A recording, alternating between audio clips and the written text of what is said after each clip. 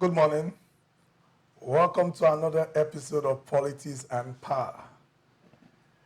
As day breaks, we're getting closer to the forthcoming election.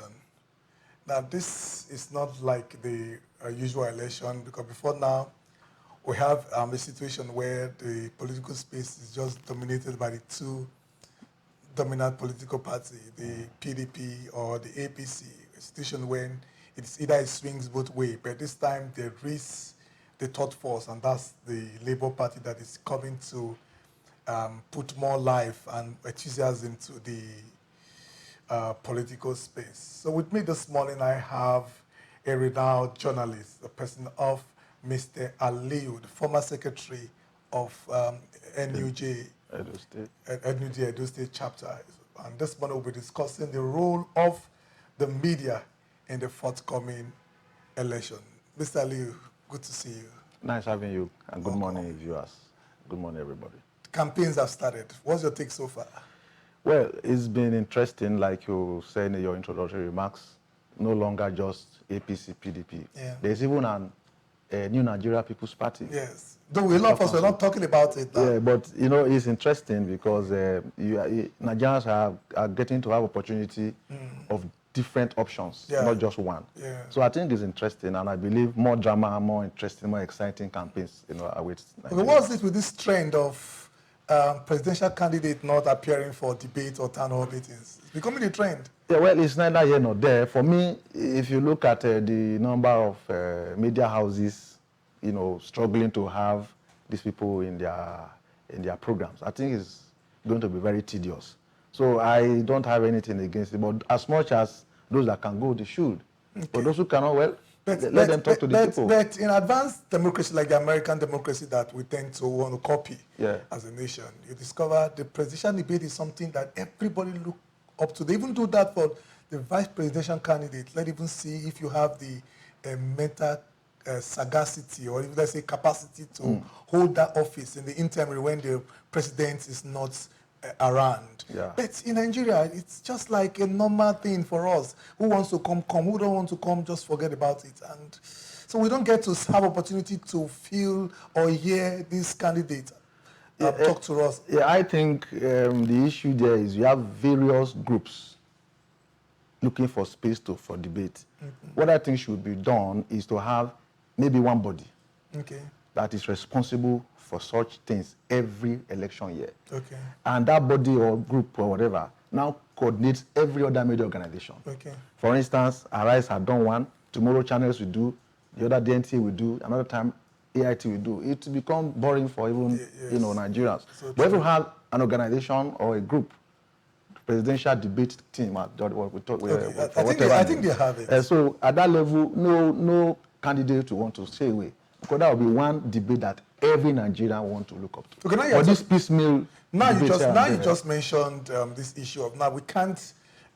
Normally, as journalists, we are supposed to be non-partisan. But these days, we see when each of these candidates they visit TV stations. You see the kind of bashing we get.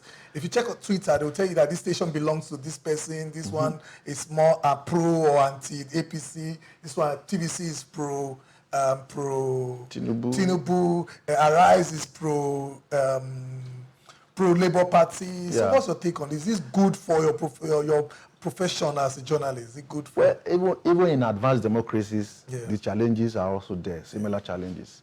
For instance, if you go to CNN, they will tell you CNN is sympathetic with democratic cause in the US, while Fox News is sympathetic with Republican. So I think what we need to do is to gradually see how we can get to that level. But practically, it will be difficult because you see, you have the ownership challenge in the media. Okay. For instance, somebody owns all these media houses. They have their political interest. It's like a journalist who wants to report everybody as fairly as he could. Then on election day, he will say he shouldn't vote. Is he not going to vote for somebody? He's going to vote for somebody on election day. Yeah. But professionally, he is expected to try as much as possible to be neutral. I think that is the same challenge we are having. Do you still have this sense of neutrality in terms of how we report the activities of these candidates? Because we've seen cases where, I think there's a tweet I saw, I don't know if that was actually coming directly from the candidate of the VP candidate for Labour Party, where he was querying Ruben Abati, complaining that Ruben Abati is against his candidate and his party and what they stand for. Yeah, the challenge, between the media and the political class is this.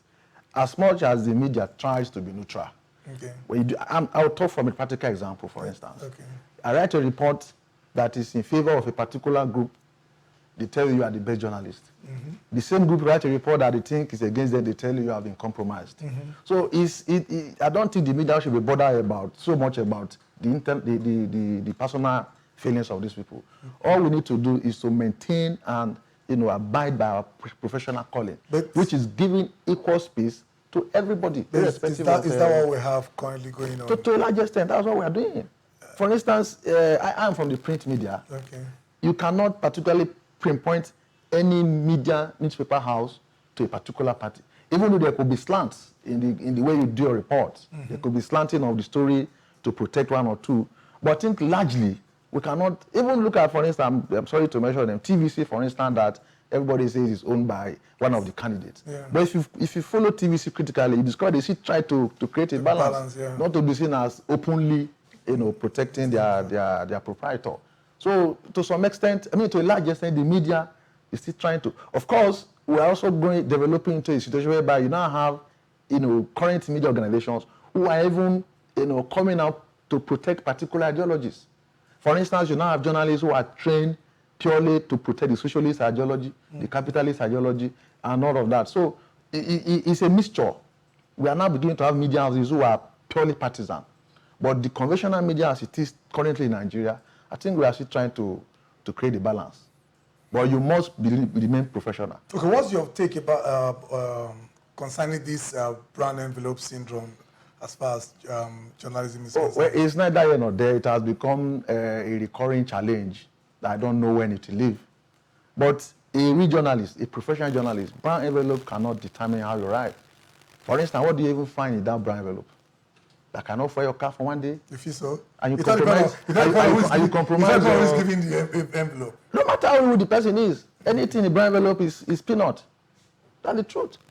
That cannot fire your car for 1 week and then somebody will come and tell you collect your brown envelope to compromise report. Any journalist trained can never be compromised by whatever envelope, whether white or brown or blue. Because the training gives us the fact that once you sit down to write your report, you remove all sentiments. Yeah. You bury yourself in the work, the professional calling of your service to the people, which we call the social responsibility. That's what guides every journalist. And if we maintain that, brown envelope cannot compromise your professional calling. Okay, now I want to believe that journalists, one of our role is to the citizens. Yeah. Give them adequate information that will inform their choices as far as this election is concerned. Yeah. Like you see these days where our media houses, they are spending so much time in dealing with primordial issues like the health of your candidate, the religion of the candidate, the ethnicity of the candidate. Do you think is a step in the right direction? Definitely not.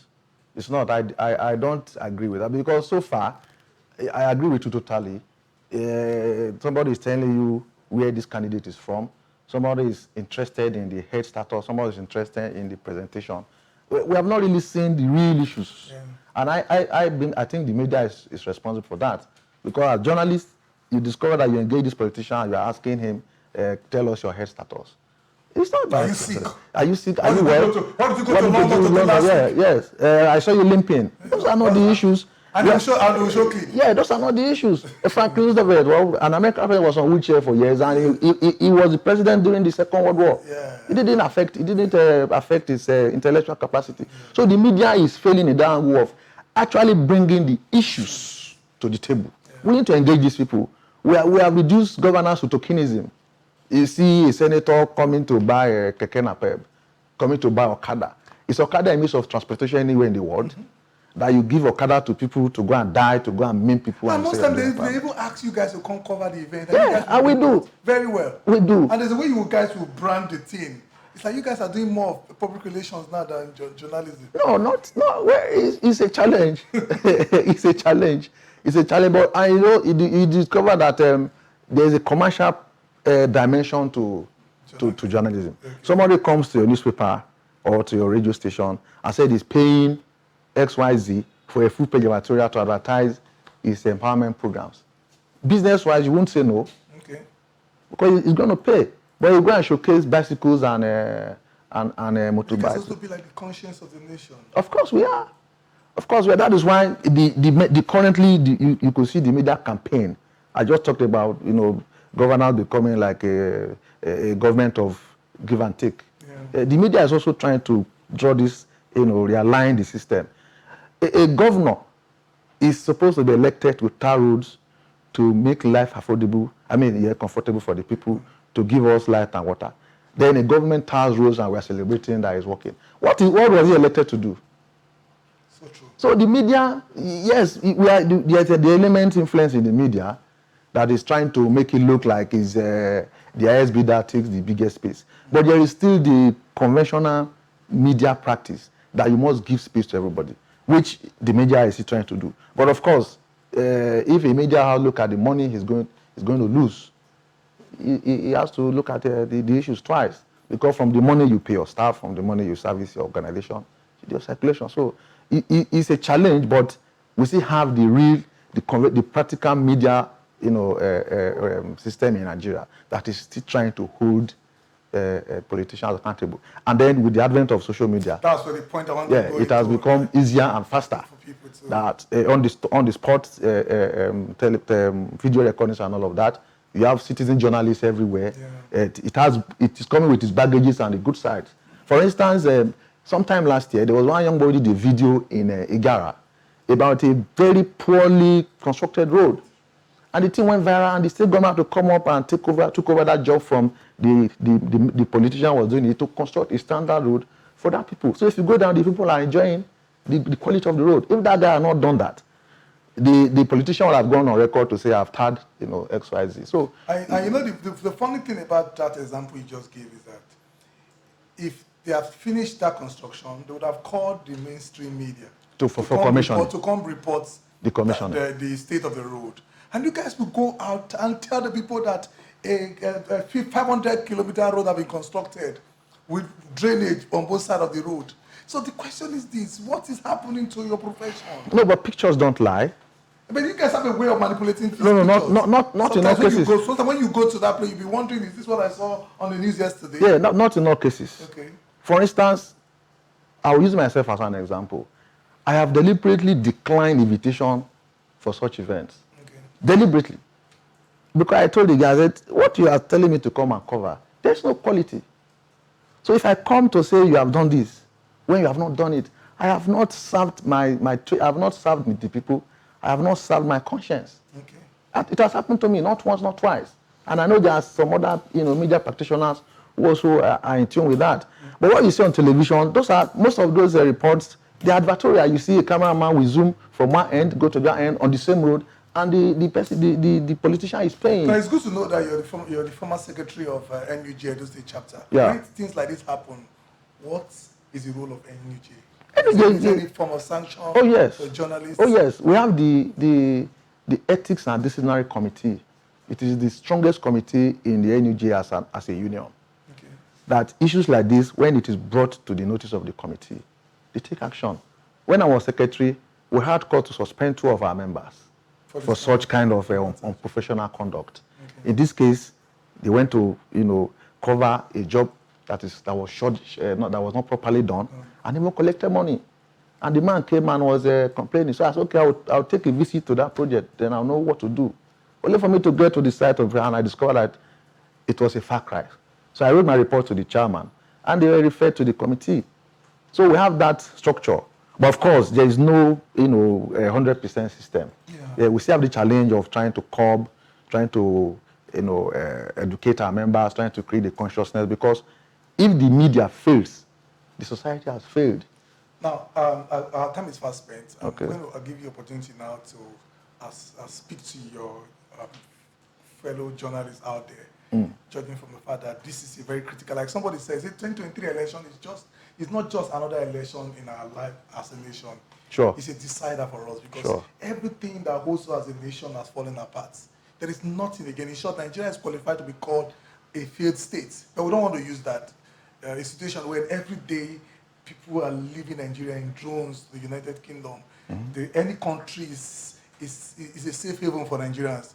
As small as Niger, you see Nigerians moving from Nigeria to Niger with their family. This is not the best of times for us. So this election, we need to get it right. And the good thing about it is everybody is saying that the issue we're having as a nation has to do with leadership crisis. So we want to elect leaders that will serve us. So what is the role? I want you to please speak to your fellow journalists and let them know what they need to do, their role as far as this election is concerned, so we can get it right. Yeah, firstly, I will start from the fact that the challenge in Nigeria is not just leadership, because a people deserve the leadership they get. Yeah. Every strata of the system of the society is part of the problem of Nigeria, and all of us must also be involved in fixing it. Yeah.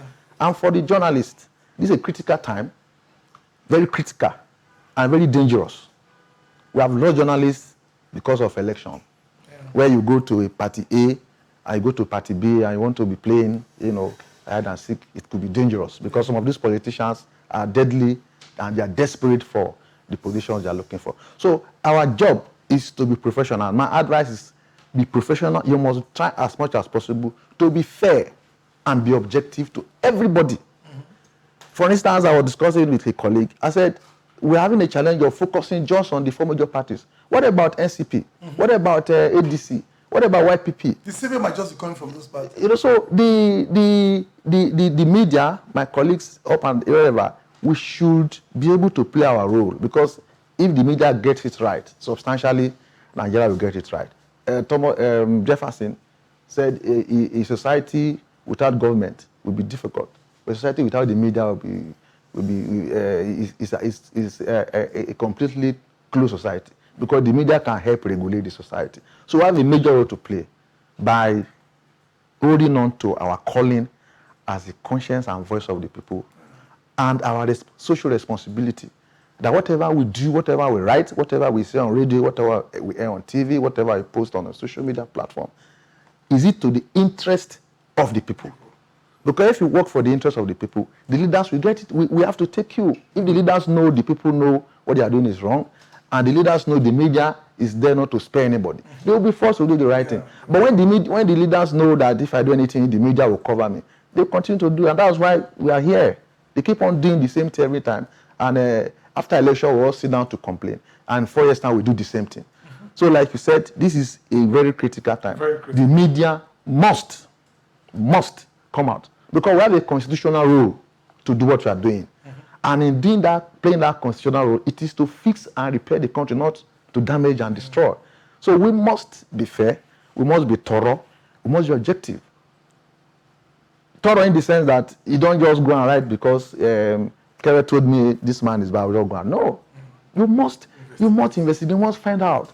Today we have cases in court against journalists, against media houses, because one or two cases. One or two, a phone call today with telecom, a phone call would have done, you just write it or just publish or just broadcast. So it is a trying time for us, but we have a role. The future of Nigeria substantially lies with what the media will do ahead of this election. Thank you very much, Mr. Aliu, for stopping by to share your thoughts on the role of your people.